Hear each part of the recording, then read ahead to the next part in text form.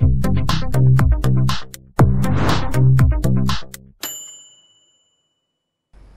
la une de ce journal, conférence des chefs d'état-major des armées de l'air à Nouakchott. La situation sécuritaire en Mauritanie, la lutte contre les groupes terroristes au menu. Dans ce journal, malgré le lotissement de plusieurs zones autour de la capitale, les conflits fonciers ressurgissent. Les Moudakhalat à Arafat en sont la preuve. Et puis à l'international Burkina, le président Kofondo, le Premier ministre ou d'autres ministres retenus de force mercredi à la présidence par des éléments du RSP. Bonsoir à tous et bienvenue dans ce journal. Nous ouvrons cette édition avec la suite des travaux de la 5e conférence des chefs d'état-major des armées de l'air en Afrique. Les participants ont suivi ce mercredi à Nouakchott 2 exposés sur la situation sécuritaire en Mauritanie et les opérations menées par l'armée mauritanienne de l'air contre les groupes terroristes au cours des dernières années. Un compte rendu de cette journée, Babacar Nam. Les participants aux travaux de la 5e conférence des chefs d'état-major des armées de l'air en Afrique ont suivi ce mercredi à Nouakchott, au Palais des Congrès et au Centre de commandement et de planification des opérations à l'état-major des forces armées de la capitale, 2 exposés détaillés sur la situation sécuritaire en Mauritanie et les opérations menées par l'armée mauritanienne de l'air contre des groupes terroristes au cours des dernières années. Le premier exposé présenté par le commandant Mohamed Lemine Ould Emin, le commandant adjoint du Centre de commandement et de planification des opérations, a porté sur la chronique historique des opérations terroristes enregistrées en Mauritanie entre 2005 et 2011 et les menaces sur le pays. Le second exposé a abordé la situation sécuritaire en Mauritanie et les impacts de l'environnement sous-régional où s'activent des groupes terroristes changeant de nom et des stratégies de temps à autre afin de couvrir son trafic de drogue. La Mauritanie a très vite mis en place une stratégie sécuritaire basée sur la vigilance, l'observation et la lutte contre le chômage pour éviter la polarisation des jeunes par les organisations terroristes, définissant pour la circonstance une zone militaire au nord du pays et des points de passage pour entrer au pays, indique l'exposé. Des unités militaires mobiles d'intervention rapide sur toute l'étendue du territoire national ont été aussi formées dans le cadre d'une stratégie militaire et sécuritaire prenant en compte toutes les options et tous les développements que la guerre contre le terrorisme peut imposer, souligne l'exposé. Le conférencier a indiqué que la Mauritanie a participé également à la mise en place d'un ensemble de stratégies sous-régionales et internationales de lutte contre le terrorisme, ainsi que dans de nombreux forums et rencontres internationales sur le sujet. L'exposé a enfin présenter des recommandations appelant au renforcement de la coopération sous-régionale et internationale et à l'appui des stratégies sous-régionales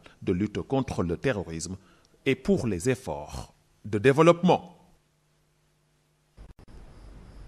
Dans un tout autre cadre, une fièvre paludéenne, selon les informations, se propage actuellement de manière alarmante et épidémiologique dans la ville de Tembedra, à l'est de la Mauritanie. Cette fièvre a frappé fortement les populations et s'est propagée considérablement. Les centres de santé de la ville regorgeraient de malades de sorte qu'ils ne peuvent plus en recevoir afin de bénéficier des soins nécessaires. Les autorités sanitaires sont accusées de ne pas être à la hauteur face à cette situation qui affecte les habitants de cette ville. Les eaux perpétuellement à la surface du sol à longueur de journée qui ne s'évaporent pas, formant marécage dans cette zone d'Elmina, faite d'habitats précaires, eaux boueuses, baraquements, huttes, abris éphémères érigés à la va-vite, un paysage digne de quelques patelins perdus dans la campagne mauritanienne. Fatim Fall nous explique. Les eaux provenant des dernières pluies inondent encore le quartier, laissant leurs baraquements et leurs huttes dans l'eau, à l'instar des enfants qui barbotent dans les marigots formés sur leur terrain de jeu. La population exaspérée par la persistance de ces eaux boueuses, foyers de moustiques et de microbes, exhorte le gouvernement à leur envoyer des camions-citernes pour pomper la mare.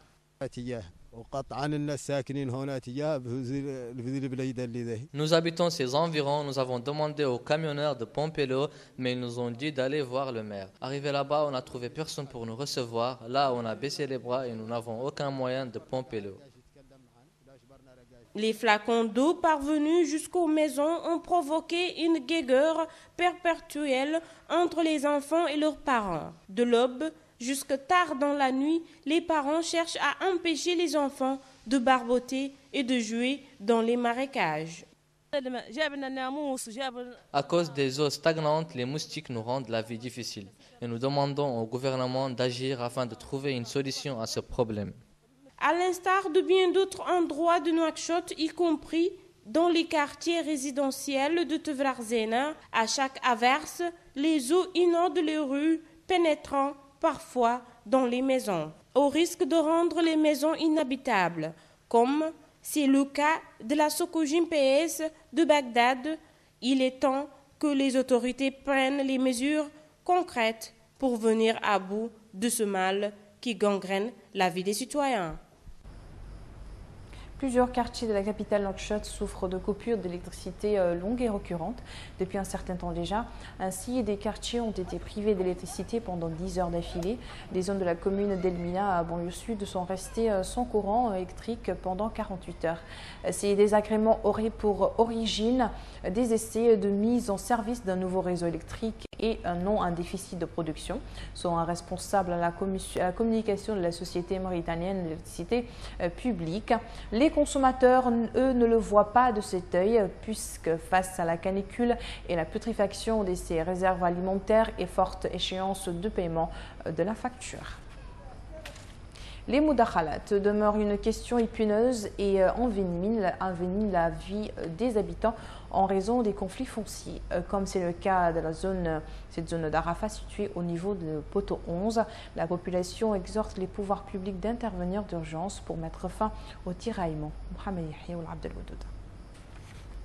Les habitants du poteau 11 à Arafat sont exaspérés par la persistance de la crise foncière qui les oppose les uns aux autres pour raison de mudakhalat.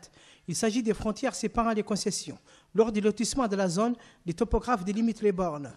Dans un grand nombre de cas, celles-ci se trouvent dans la zone habitée par le voisin. Il convient alors de faire le partage. Le possesseur de plus de 50% du lotissement accède de droit à la propriété. L'autre se verra attribuer un terrain ailleurs dans une zone aménagée. D'où des querelles perpétuelles entre voisins. Mais certaines personnes viennent nous voir en réclamant que les terrains leur appartiennent et que nous devons quitter les lieux. Les conflits fonciers nés des mudakhalat ne sont pas l'unique problème des habitants du poteau 11 d'Arafat. L'insécurité ambiante, l'absence des ronds de la police dans la zone, l'eau potable et l'électricité sont autant de problèmes qui se posent encore dans ce quartier, situé pourtant à quelques kilomètres du centre-ville de Nouakchott. L'insécurité règne. La garde nationale fait des rondes que dans les carrefours et non dans les riels, alors que nous souffrons des vols et des agressions et nous demandons à la police de faire en sorte que ça cesse. L'accès aux services publics de base, tels qu'un terrain aménagé, pour ne pas dire un logement décent, la sécurité, l'eau, le courant, l'assainissement, l'école, la santé, se posent avec acuité dans la capitale mauritanienne, au point de devenir un véritable cauchemar pour des habitants qui en ont ras-le-bol de devoir toujours attendre une solution qui tarde à venir ou qui ne vient pas et dont ils ne voient même pas le bout du nez. La page internationale à présent, direction Burkina Faso, où à moins d'un mois d'une élection présidentielle cruciale dans ce pays, des éléments du régiment de sécurité présidentielle RSP retenaient en otage mercredi soir le président intérimaire du pays, Michel Kofando, et son premier ministre Isaac Zida à Ouagadougou, une tentative de coup d'État pour la société civile. Ce nouveau coup de force de la garde prétorienne de l'ex-président Blaise Compaoré, chassé du pouvoir par la rue en octobre 2014, après 27 ans au pouvoir, a brusquement plongé dans l'incertitude ce pays sahélien enclavé où les élections présidentielles et législatives du 11 octobre sont censées mettre un terme à la transition.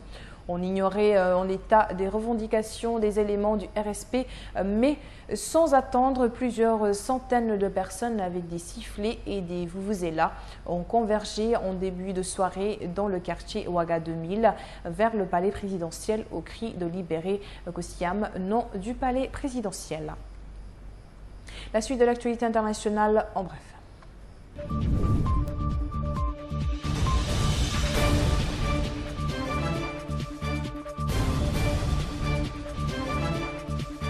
La coalition nationale pour le changement CNC, qui rassemble des personnalités de l'opposition ivoirienne, a affirmé mardi que 29 de ses membres avaient été arrêtés à la suite de manifestations la semaine dernière contre la candidature du président Alassane Ouattara à un deuxième mandat le 25 octobre. 21 membres du CNC ont été arrêtés à Abidjan, la capitale commerciale du pays, et 8 autres dans les villes de Gagnoa et d'Adzopé, a précisé un porte-parole César Etou.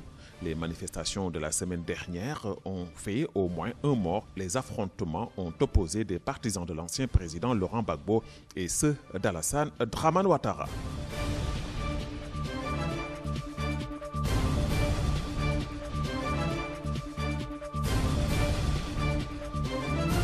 Le gouvernement libyen reconnu par la communauté internationale a décidé mardi de rappeler sa délégation qui participait aux négociations de paix à Chikera au Maroc pour marquer son désaccord avec des amendements ajoutés au projet d'accord qu'il a approuvé cet été.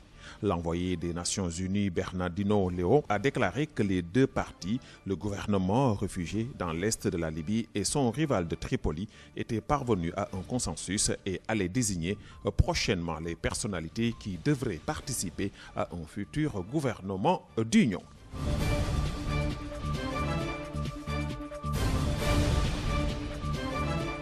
Le président syrien Bachar al-Assad a accusé mercredi l'Occident de duplicité en pleurant sur le sort des réfugiés syriens tout en alimentant selon lui la guerre qui les pousse à l'exil.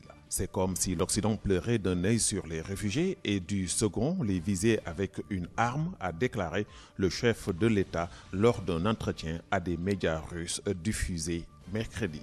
L'Occident soutient les terroristes depuis le début de la crise et fait porter la responsabilité de ce qui se passe sur le président syrien, a-t-il souligné dans sa première réaction au drame des migrants qui affluent en Europe.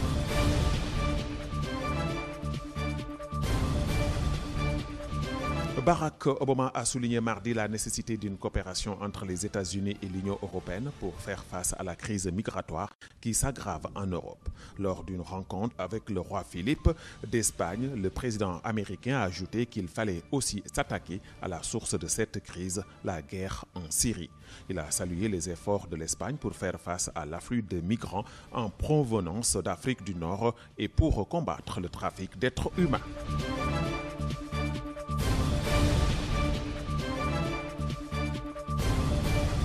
Un premier groupe de migrants est entré mercredi depuis la Serbie en Croatie, qui s'est dite prête à faciliter leur transit.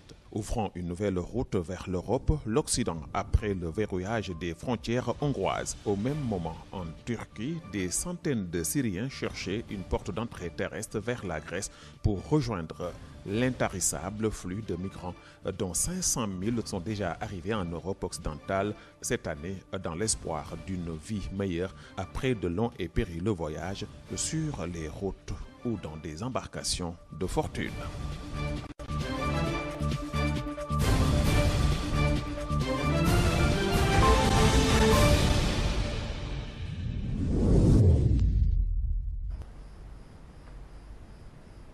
Un tour d'actualité sportive à présent avec Adama Aubert Aounou.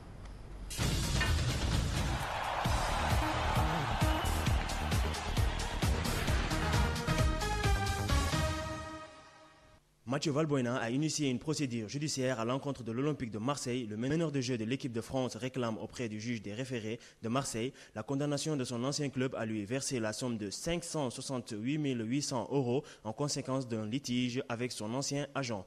Si le joueur a lui-même réglé le versement en mai dernier à Christophe Hutto pour l'indemniser de la rupture de leur contrat.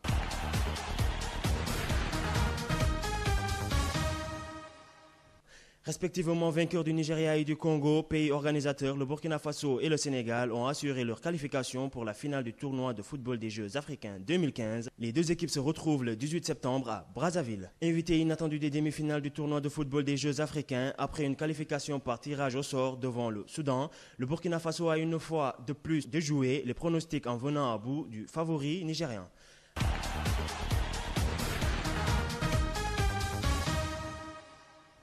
Hatem Ben Arfa a finalement, avec près de 6 mois de retard, pu s'engager avec l'OGC. L'international tricolore n'a toujours pas digéré la période de chômage technique imposée par la FIFA.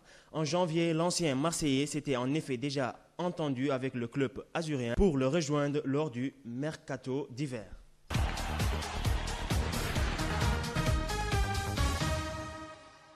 Ronaldo a fait taire les critiques auteur d'un quintuplé samedi en Liga. Le Portugais s'est en effet fendu d'un triplé mardi face au Shakhtar Donetsk.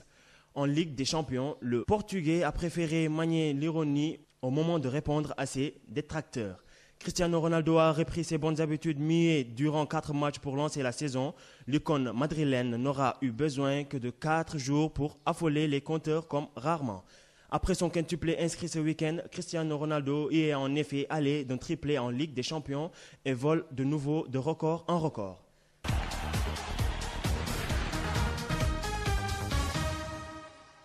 Sans forcer son talent et avec un Di Maria intenable, le PSG s'est imposé face au Malmo 2-0 au Parc des Princes lors de la première journée de la phase de groupe de Ligue des Champions. Pas de retard à l'allumage pour le PSG en Ligue des Champions, contrairement à l'an passé où il avait perdu bêtement 2 points en route à Amsterdam 1-1.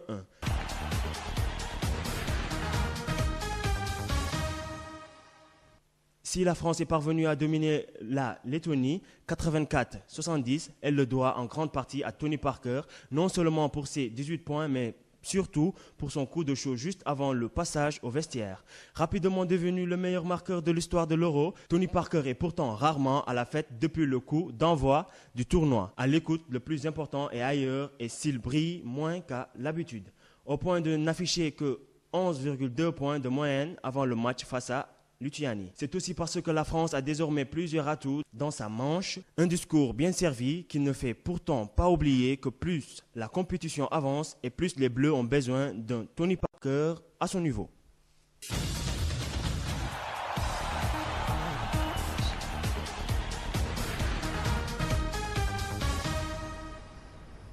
Voilà, c'est sur cette page sportive plutôt que s'achève ce journal. Merci de nous avoir suivis. Le rappel des titres avant de se quitter. Conférence des chefs d'état-major des armées de l'air à Nouakchott, la situation sécuritaire en Mauritanie et la lutte contre les groupes terroristes au menu. Malgré le lotissement de plusieurs zones autour de la capitale, des conflits fonciers ressurgissent. Les Moudakhalat à Arafat en sont la preuve.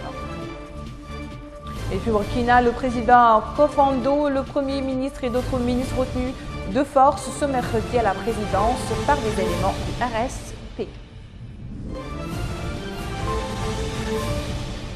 Merci de vous informer sur la loi Tania. Le programme continue sur votre chaîne indépendante. Restez avec nous.